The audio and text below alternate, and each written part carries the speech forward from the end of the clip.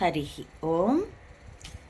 వీక్షకులారా, ఈ నారాయిస్టులు చంబా ఎంత క్రూరుడో, అంత క్రూరత్వాన్ని, అంత కుసంస్కారాన్ని, అంత దౌష్ట్యాన్ని వారసత్వంగా పుచ్చుకున్నారండి. యథా రాజా తథా ప్రజలాగా, యథా నాయక తథా అనుచర.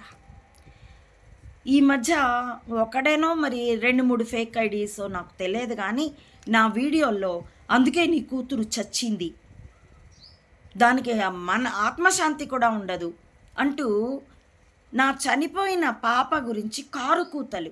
నేను చెప్పాను, ఒరే నాయనా, నా మీద సెంటిమెంట్ ప్లే నడవదు. ఎందుకంటే జనన మరణ చక్రం గురించి నాకు వాస్తవం తెలుసు. ఇంకో మాట కూడా చెప్తాను, మెదళ్లే ఆయుధాలుగా యుద్ధంలో ఆ మానసిక తంత్రంలో పడి కాలేజ్ వాడు తనకి కవర్ అవ్వని సిలబస్ మీద అవమానిస్తే, ఆ అవమానించినప్పుడు నేను వెళ్ళి కాలేజ్లో మాట్లాడమంటే, నిన్ను అమ్మ కూర్చొని మళ్ళీ ట్రీట్ చేస్తారా తల్లి, నువ్వే ఎదుర్కో అంటే ఆమె ఆ పద్ధతిలో ఎదుర్కొంది పరిష్కారాన్ని.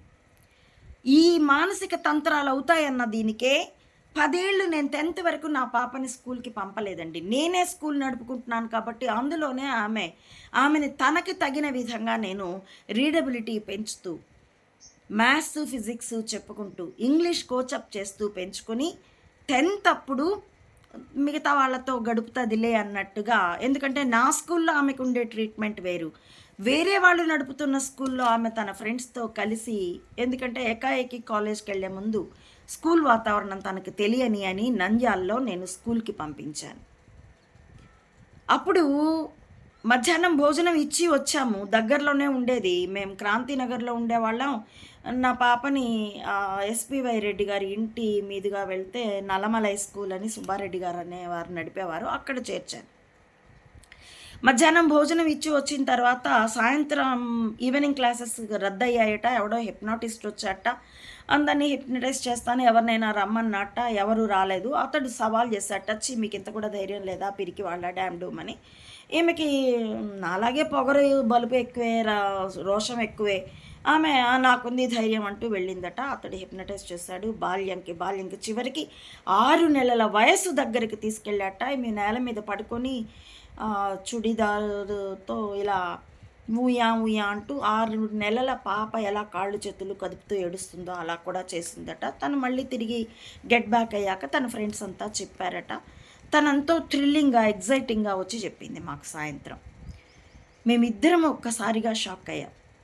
అర్థమైంది ప్రమాదం ఏమిటి అన్నది. అంటే హిప్నటైజ్ చేయడం రీత్యా నా పాప, నా గీతాప్రియ యొక్క బలాలు ఏమిటో, బలహీనతలు ఏమిటో అవతల వాడికి తెలిసిపోయాయి అని. కానీ జరిగిపోయాక ఏం చేయగలం?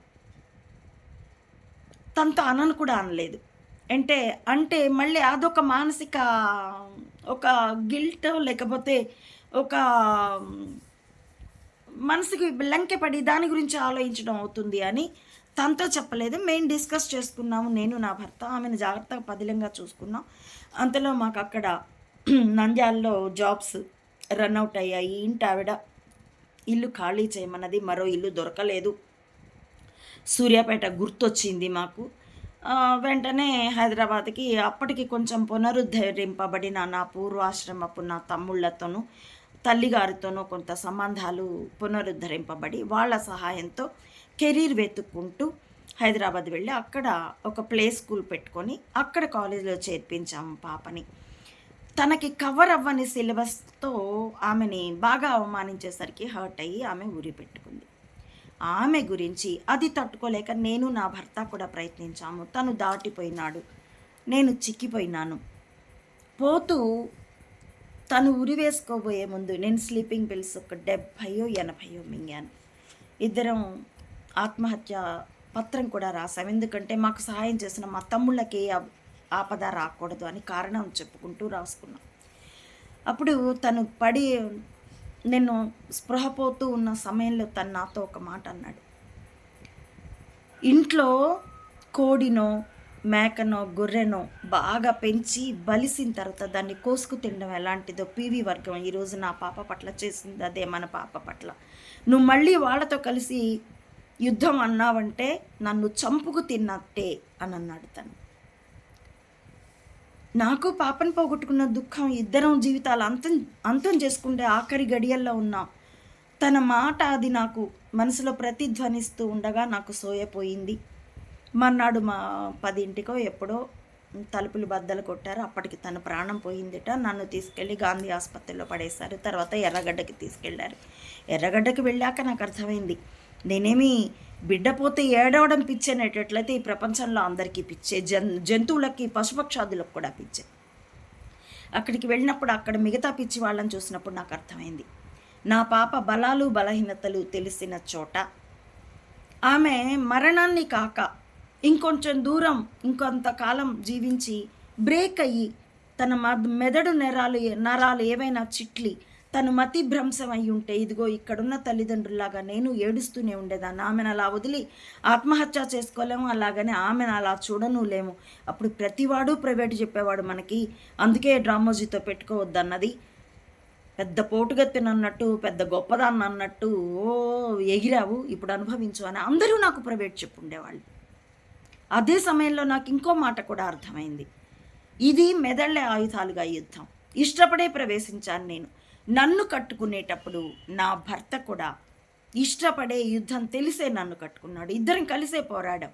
పాప పుట్టాక తనకి ఏమీ తెలియదు, కానీ నేను బ్లాగ్ రాస్తూ ఉన్నప్పుడు నా పాప ఒక మాట అన్నది, ఇంత పెద్ద పనిలో నాకేమీ భాగం లేదా అనుకున్నాను మమ్మీ, నువ్వు నాకు ఈ పనిని నువ్వు రాసింది ఫెయిర్ చేసే ఈ పని ఇచ్చావు అంటూ ఎంతో ఆనందంగా. ఇంకా అప్పటికి ఆమెకు 14 ఏళ్ళు రాలేదని, స్కూల్లో కూడా చేర్చలేదు, 10th రాయడానికి ఏజ్ రాలేదని. అప్పటికి ఆమెకు 12, 13 ఉంటాయి. 2008లో ఇంగ్లీషు తెలుగు కూడా తను ట్రాన్స్లేట్ చేసింది. ఏది కూప్స్ ఆన్ ది వరల్డ్ బ్లాగ్ని, కౌని అమ్మ ఒడి బ్లాగ్ని కూడాను 2008లో. 2007 నుండి అప్పటికైతే ఆమెకు 12 ఏళ్ళు. అది ట్రాన్స్లేట్ చేస్తూ ఫెయిర్ చేస్తూ తను ఎంతో ఆనందం పొందింది. ఆ మన్మోహన్ సింగ్కి మళ్ళీ డ్రామోజీ గురించి కంప్లైంట్ పెట్టేటప్పుడు అప్పుడు ఆమె కూడా సంతకం పెట్టింది. తెలిసే మేము ముగ్గురం యుద్ధంలో సైనికులం. సైనికుడిని ఎందుకు తర్బీదు చేస్తారండి? ప్రాణాలు పోగొట్టే చివరి దశలో కోల్పోయే చివరి దశలో నా భర్త ఆ ఉక్రోశానికి ఆక్రోశానికి ఇంట పెంచిన మేకపోతుని లేతే గొర్రెని కోసుకు తిన్నట్టు నా పాపని బలిచ్చారు. వాళ్ళు తలుచుకుంటే తన గురించి ఏ ఫోన్ కాలో తన ఫ్రెండ్ చేసుంటే మనం వెళ్ళి చూసుండేవాళ్ళం, ఆమె ప్రయత్నం చేస్తుంటే కాపాడుకుండేవాళ్ళం కదా. వాళ్ళు కావాలనే బిడ్డను పోగొట్టుకొని ఇచ్చారు, ఆమె ప్రాణాలు కోల్పోనిచ్చారు అంటూ చాలా గసపడ్డాం. నేను గసపడ్డాను, దుఃఖపడ్డాను.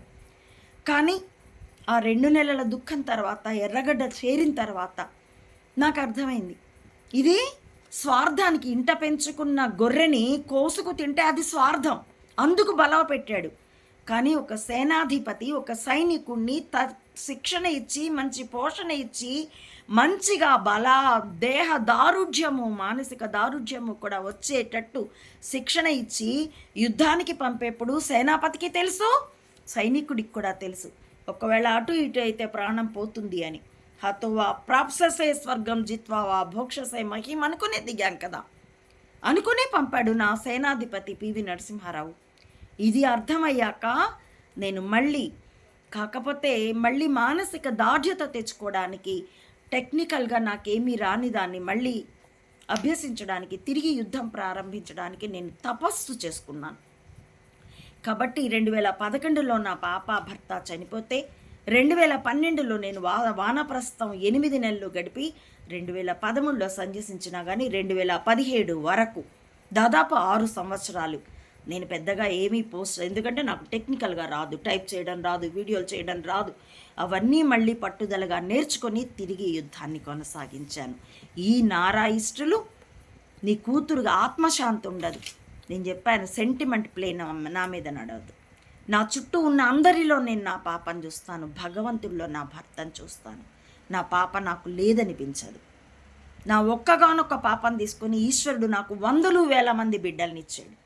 ఈ భావం ఆ నారాయిస్టులకి చచ్చిన అర్థం కాదు. డ్రామోజీ గాడి గురించి ఏమైనా రాస్తే ఏం సంస్కారం ఇది, చనిపోయిన వాళ్ళ గురించి మాట్లాడతావా? చెయ్యాల్సినంత మూసి చేసి చస్తే వాడిని మహాత్ముడు అంటారా? అదే అయితే నరకుడు చచ్చినందుకు దీపావళి చేసుకోకూడదు, మహిషుడు చచ్చినందుకు దసరా కూడా చేసుకోకూడదు. అలాంటి నాలుక మడత నాలుక నారాయిస్టులు నా పాప గురించి నీ కూతురు చచ్చింది అయినా నీకు సిగ్గు రాలా, అయినా నీకు బుద్ధి రాలా. చావు లేని ఇల్లు ఎక్కడుంటుందండి? నిన్ననే పాపం తిరుపతిలో దర్శనానికి వచ్చి చచ్చిపోయారు. వాళ్ళు కొందరికి బిడ్డలే, కొందరికి తల్లులే. చావు ఎవరికి ఎలాగైనా వస్తుంది. నింద లేనిదే బొంద పోదని పెద్దలు చెప్తారు. తమ నాయకుడిని తిడితే, తమ డ్రామోజీని తిడితే చచ్చినోడు నేను అనకూడదు.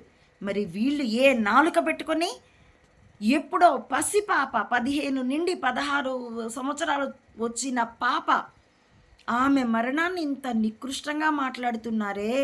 అయ్యలారా, మీ పాపాన్ని ఏ గరుడ పురాణం కూడా వర్ణించలేదు. దీన్ని నేను వ్యక్తిగతమైన ఎందుకు విశ్లేషణకి ఇచ్చానంటే, అవును, ఇది యుద్ధం. యుద్ధంలో అందున మానసిక తంత్రాలు, మానసిక యుద్ధ తంత్రాలు. వీటిలో ట్రాప్ అయితే ఆత్మహత్య చేసుకుంటాం. ఎందుకంటే అవతల వాడికి హత్య చేసే ఆప్షన్ లేదు, చంపే ఆప్షన్ లేదు. మేము కూడా కావాలంటే డ్రామోజీని చితక్కొట్టి ఉండేవాళ్ళం కాదా?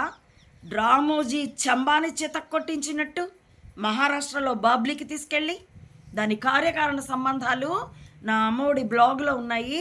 ఇంకా దాన్ని వీడియోగా చేయలేదు, త్వరలో చేస్తాను, కావాలంటే చదువుకోండి. ఆ రోజు ఈనాడు వాడు రాసిన వార్తలతో సహా అప్లోడ్ అయి ఉన్నాయి. ఏం మాట్లాడతారు నారాయిస్టులు?